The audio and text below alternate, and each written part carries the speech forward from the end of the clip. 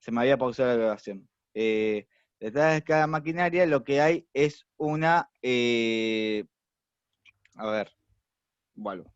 Detrás de cada maquinaria lo que hay es una relación social de producción. Hay un conjunto de personas que tienen una relación entre sí. Eso es lo que nos da Marx. Además,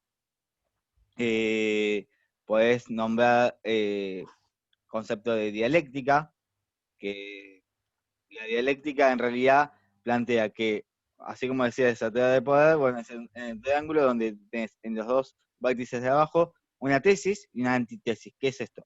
Surge una teoría. De esa teoría surge una teoría contrapuesta, una teoría antagónica. Y entre esas dos teorías, una síntesis de las mismas. ¿Se entiende? Sí, Mati, perfecto, gracias. O sea, lo podemos armar, tenemos que armarlo, digamos, del apunte, o se puede explicar, más o menos.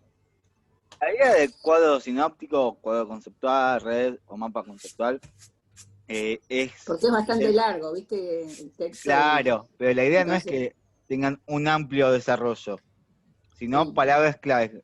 Lo importante en Ah, esto, lo que nosotros buscamos es que ustedes puedan identificar palabras claves. ¿Se entiende? O sea, esas sí. palabras claves que ustedes dicen, bueno, modo de producción, y de modo de producción sacan dos flechas, fuerza de producción y relaciones sociales de producción. Se pueden guiar mucho con, bueno, con el video que le voy a subir, que una parte va a salir cortada porque no me había dado cuenta que estaba frenada la grabación. Y con las videoconferencias que están en el campus de las clases Sí. anteriores, y además con, ¿qué más? Con con el PowerPoint, con los mapas conceptuales, ¿se entiende? Sí, sí, gracias, Mati. Mati, una duda. Sí, ¿Puedo? sí, sí, sí. Del punto 1 es en realidad. ¿Yo puedo agarrar del cuento ¿Quién se ha llevado mi queso? Un fragmento donde yo identifique los tres conceptos que elegí, o tengo que copiar todo el cuento e No, ir... bien tu pregunta. Eh, Podés incluir un fragmento o contar con tus palabras, no es que tienen que agarrar y copiar y pegar todo el cuento y ahí relacionar. Si van a usar el cuento, pueden citar un fragmento, así textual, o transcribirlo, o sea, contar con sus palabras el cuento. No se busca que desarrollen todo el cuento tal cual. ¿Se entiende? Dale, porque mi idea era tomar unos fragmentos y decir, bueno, vida cotidiana y el por qué, explicar por qué yo veo ese concepto en ese fragmento, o sea, fundamentarlo con la bibliografía.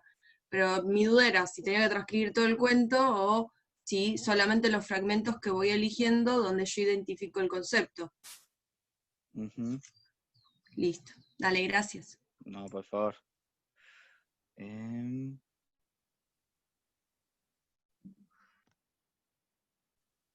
¿Se entendía, no? La pregunta de la compañera.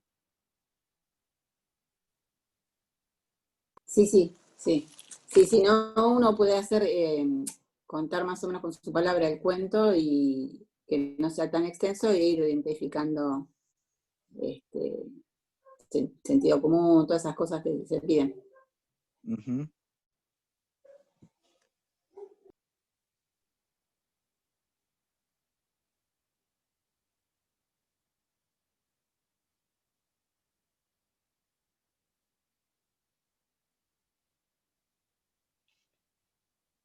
A ver la pregunta de acá, que va el chat. Bueno, ahí les voy a compartir pantalla.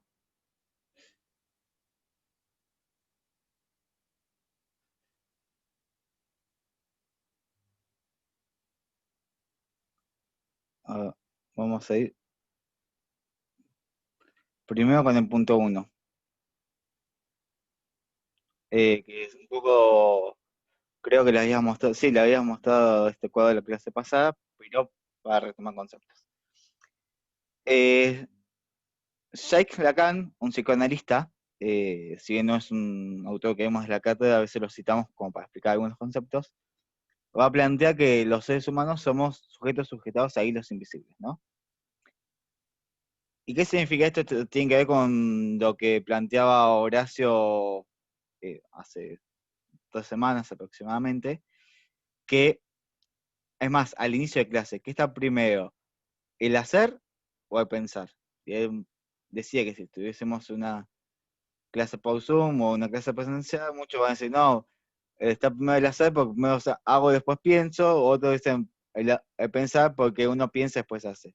Y en realidad ambas reflexiones no serían las acertadas desde el punto de vista de la cátedra. ¿Por qué? Porque uno piensa en lo que piensa y hace lo que hace producto de sus acciones.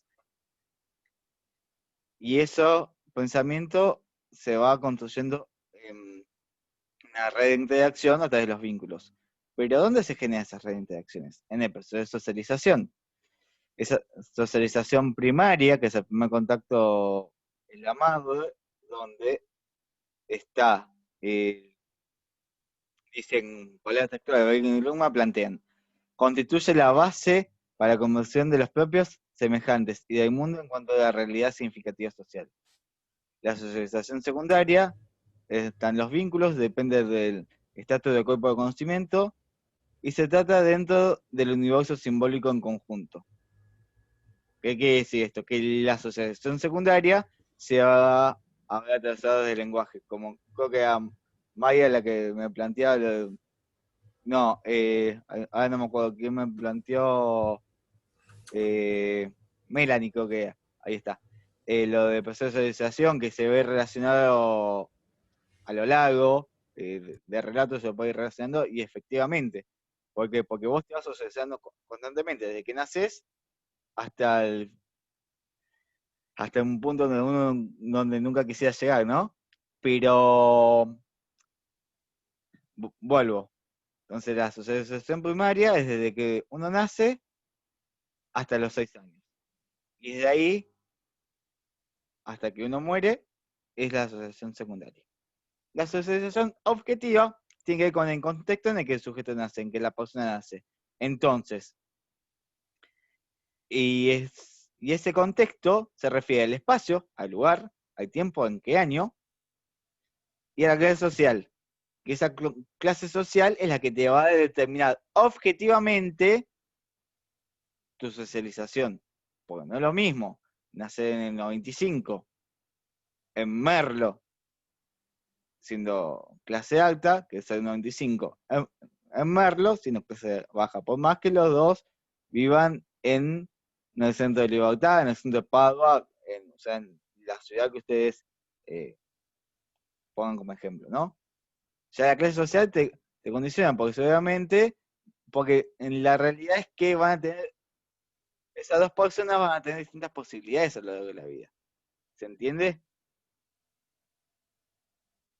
Después, si a mí no me sale el chat, así que lo que le voy a pedir es, como estoy compartiendo pantalla, lo que le voy a pedir es que si tienen alguna duda que abran el micrófono y me planteen, ¿sí?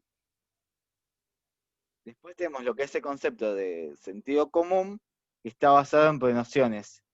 Y esas prenociones son saberes sociales preconcebidos que generalmente están aceptados por todos.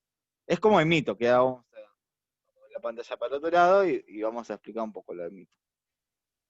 Y Bauman dice, vivir en compañía de otras personas requiere una gran cantidad de conocimiento. Y ese conocimiento que es generado se llama sentido común. Entonces, de la sociología vamos a cuestionar el sentido común. Así como también, como plantea Ana Quiró, vamos a cuestionar la vida cotidiana. ¿Por qué lo cotidiano es? ¿Por qué lo que está naturalizado está naturalizado? El mito es una pseudo verdad. ¿Por qué es una pseudo verdad? Porque es algo que se instala. Como muchas veces el discurso machista de la sociedad, donde la mujer era la que tenía que cocinar y el hombre llegaba y se atendido por la mujer. Y fue algo que se fue desconstruyendo a lo largo de la historia. Pero para que se fuera desconstruyendo eso, se tuvo que romper el mito. Para romper el mito hubo que entrar en una crisis. Y cuando hablamos de crisis, hablamos de cuando el viejo paradigma todavía no se fue y el nuevo todavía no se instaló.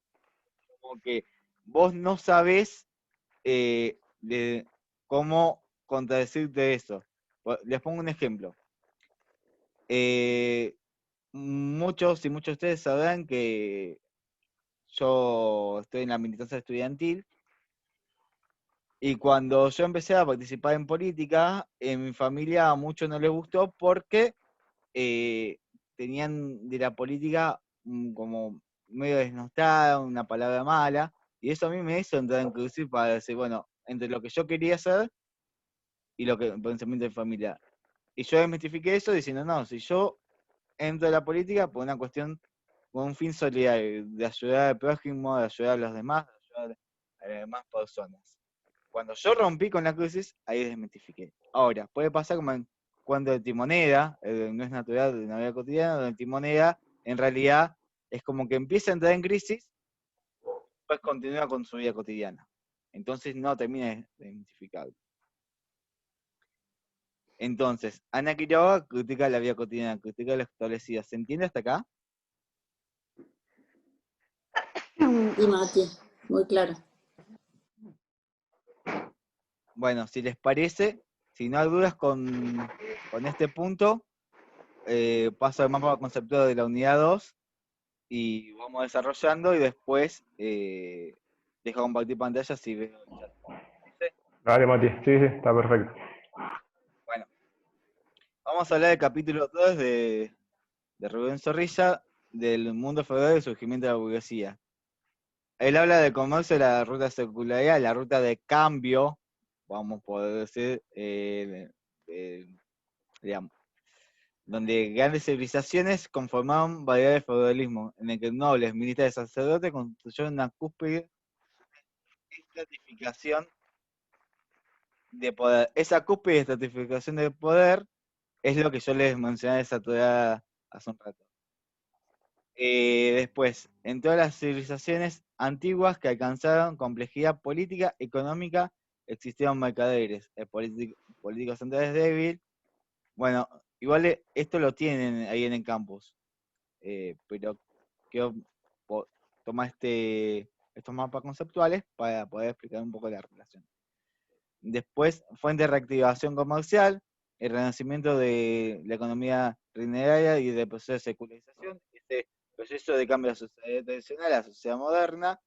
La burguesía pudo expandir el mercado entre la madeja de obstáculos y producciones medievales, el dinero y síntoma y medio de secularización, porque la economía mercantil, acuérdense que los que hicieron economía 1, los que al menos que usaron economía 1 van a saber cuando nos referimos al mercantilismo, dice que la economía mercantil crece pausada pero incesantemente entre las escalaridades casi siempre. Entonces, para quienes son de otras carreras o todavía no cursan economía 1, el mercantilismo es un sistema económico. El sistema económico anterior al capitalismo. ¿Entiendes? Como una referencia como para que sepan de qué estamos hablando. En el campo del arte, el Renacimiento es la irrupción deslumbrante de una intensa floración cultural. Ya vamos a retomar ese tema. Después, por ejemplo, el vehículo de estos cambios es la conmovisión del dinero. El dinero no reemplaza los otros criterios que operan en la acción social, la economía dineraria y la existencia de un mercado expansivo, y había un tradicionalismo conservador. Y cuando hablamos del arte, de la floración cultural a través del Renacimiento, hablamos que hay una multiplicidad o una multitud de productos que genera la economía de intercambio. El arte plástico patentiza este hecho mediante su evolución técnica y estética. La plástica es el itinerario que traduce el avance de la secularidad. ¿Y por qué hablamos del arte? ¿Por qué nos interesa a nosotros de la cátedra tanto el arte? Porque es una forma de expresión humana. Y es una forma de, podemos decir, de revolución. Cuando uno expresa sus pensamientos, sus sentimientos, está haciendo arte. Entonces, nos parece muy destacable estas acciones. Bueno, en cuanto a la revolución industrial, tenemos una revolución económica y tecnológica donde vigorizó la expansión capitalista, una sociedad sin rumbo, porque había el traspaso de la sociedad que vivía en el campo hacia la ciudad. El sistema fabril, donde había trabajadores sobre un mismo techo, esto que les decía que se pasaba sobre las camas calientes, reducción de los costos de transporte, y decisiones estaban centralizadas en la ciudad y en el poder sobre todo. Pero esto tiene que ver la propagación de la miseria, lo que decía hace un rato. Los problemas fundamentales eran alimentar, vestir y emplear a las nuevas generaciones. Después tenemos la Revolución Francesa. A ver, creo que no me quedó nada de la Revolución. Está bien, perfecto. La Revolución Francesa, es una revolución política y social. El lema, libertad, igualdad, fraternidad.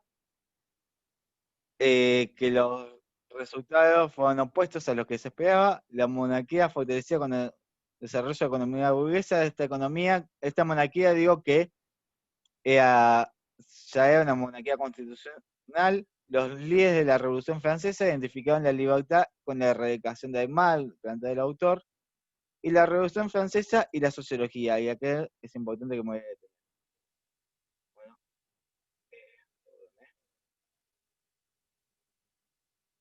listo.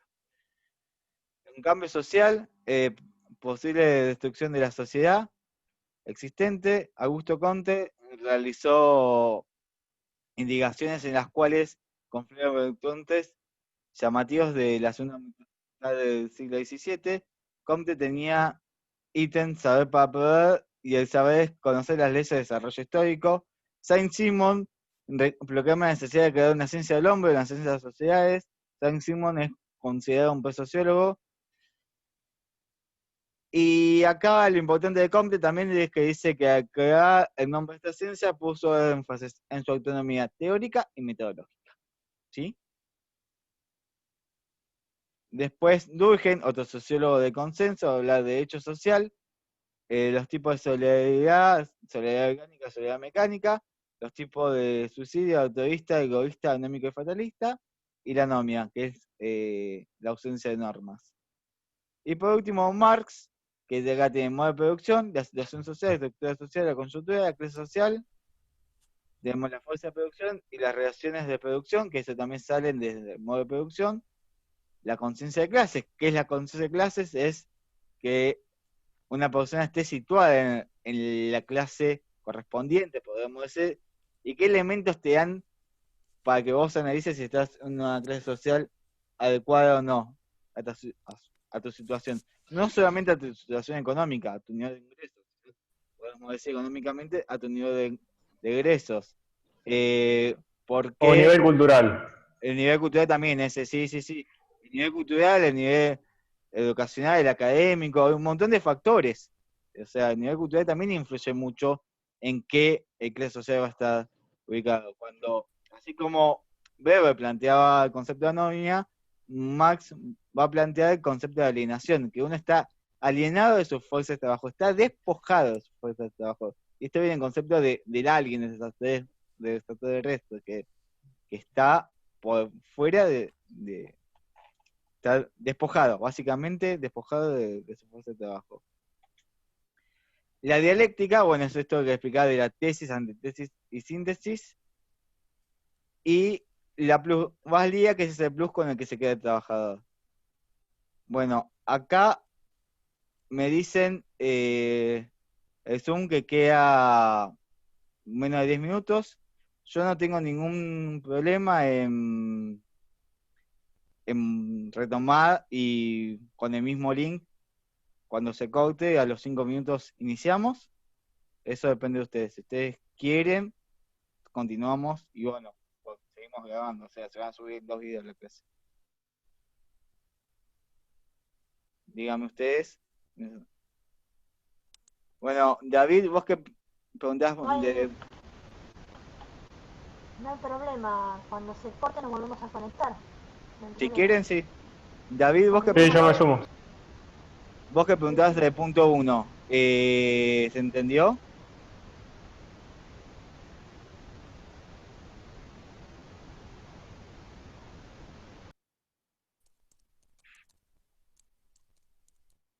Ok. Lo del punto 1, lo importante es que vos puedas armar un relato, como preguntaba Maya, citar un fragmento, o transcribir con tus palabras el cuento quién se llevó a mi queso, no es notorio para una vida cotidiana.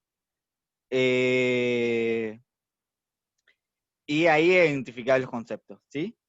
De todas maneras, insisto, pueden enviarme un borrador a mi WhatsApp o a mi mail personal o al mail de la cátedra y les vamos haciendo la devolución. Que nos manden y tengamos un tiempo.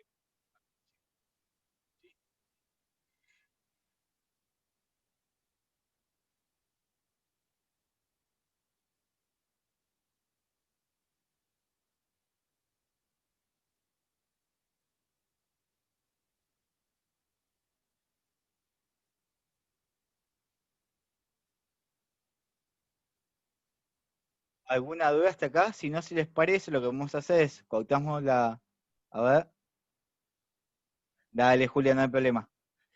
Sí, Nancy, un cuento. Un cuento que a vos. O sea, vos podés usar el cuento que hizo mi queso o usar otro cuento que a vos te sirva. O sea, la idea es que ustedes, el relato, a ustedes les posibilite identificar los conceptos. Pueden inventar una historia que no existe, pueden contar una historia personal. Eso es a criterio de ustedes.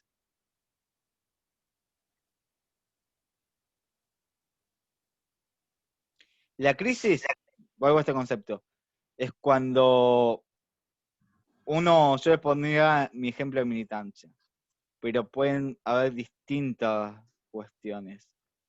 Cuando una persona decide ser, por ejemplo, homosexual y en su casa reina el patriarcado y va a estar en crisis en el sentido de tomar esa decisión de confesar su identidad sexual y enfrentar a sus padres donde tiene una mirada muy patriarcal. ¿Entiende? Entonces, cuando rompe con esa crisis es cuando decide develar su identidad y además aceptar que provocar que acepten su decisión, que sería lo más normal que acepten, lo más natural y desnaturalizar ese pensamiento donde tienen que aceptar a las personas por su decisión. ¿Sí? ¿Se entiende?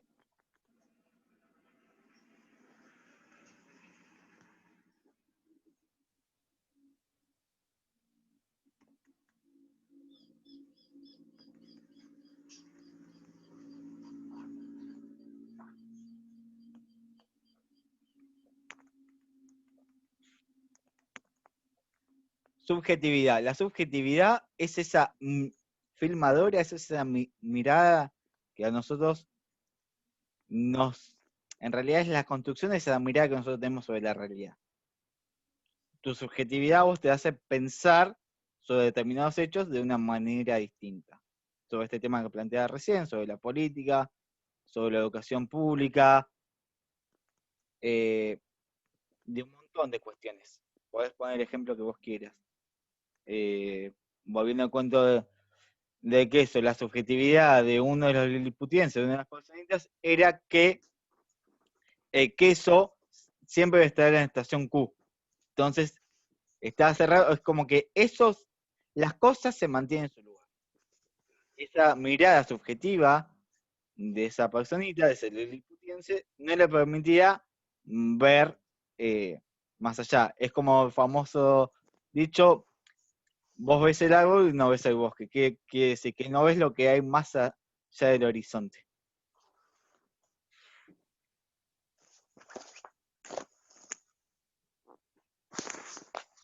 Exactamente, Julia, sí, sí, sí.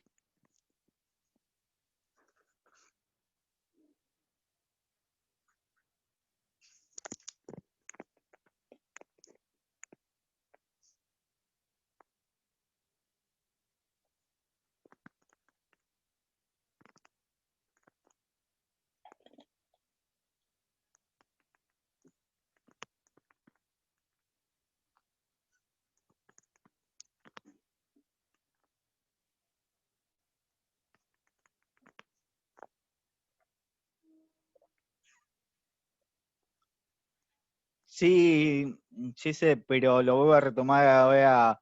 Quedan 3 minutos, así que prefiero retomarlo ahora cuando retomemos el Zoom. Así puedo-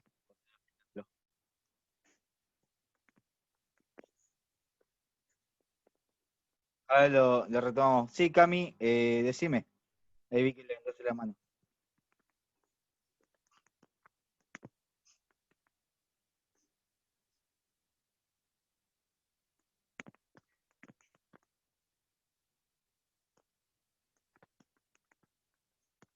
Ahora cuando retomemos también voy a explicar lo del cuadro sinóptico, ¿sí?